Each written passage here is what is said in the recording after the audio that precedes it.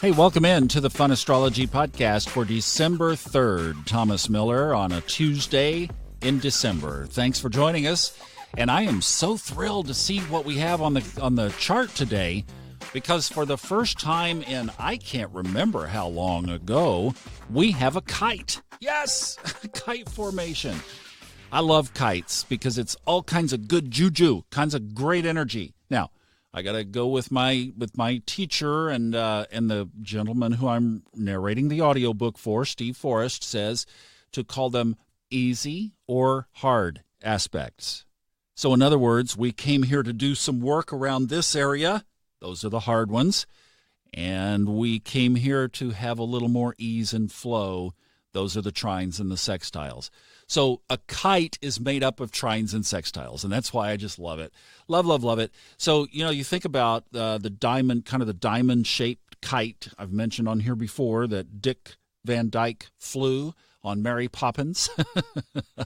Gosh, I love it. So that's the kind of kite we're talking about, and the tip of the kite, the top up there, is involves in this one Venus and the South Node. That's at the top. Now, on the right side is Mars. On the left side, kind of an interesting placement, because we have the moon at 4 degrees Pisces right now, today, and Neptune is at 15 degrees Pisces. So Mars is at 9 degrees Scorpio, so that is right almost in the middle of the moon and Neptune. That's the crossbar where you would attach the string to the kite, basically. And then the bottom is the North Node, which is in Cancer. Now, that's all, let's say, easily strung together. So in a ease and flow kind of way, let's think about Venus and Capricorn. I mean, that almost right there doesn't go together. Those words are hard to say. Venus and Capricorn. Try to say it real fast. It's like Venus doesn't like being in Capricorn. But it's teamed up with the South Node in that Capricorn energy. So what do we make of that in an amicable, supportive kind of environment? Because it's really liking the tie that it has with Mars and Neptune and the North Node. I would imagine that this is kind of it's hard to describe this, because Neptune is in there in Pisces with the spirituality. The moon is in there. You've got the nodes. That's our whole soul purpose. That is our blueprint. You've got Venus, everything beautiful, everything lovely, everything wonderful, everything supportive. You've got Mars, goose it, baby. And then you've got the North Node down at the bottom of the kite going, come to Papa, just bring it all in here. I love it. So this is all about really supporting some serious work today in your soul. I took a look at an aspect of, the cobbler doesn't wear shoes, right? So I took a look at an aspect in my own chart, and I was like, whoa, it's Saturn-Pluto related in a way.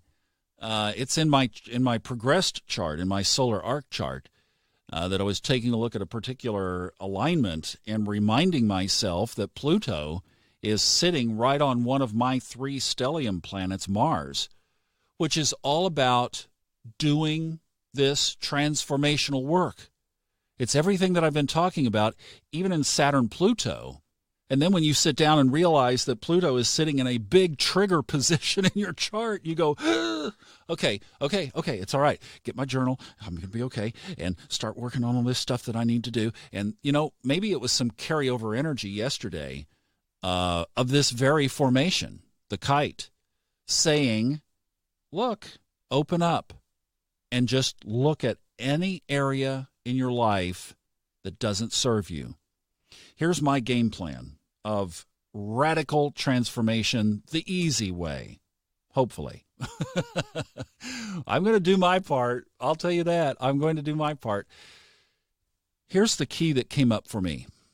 Anything that I am resisting is the obstacle that needs to be overcome.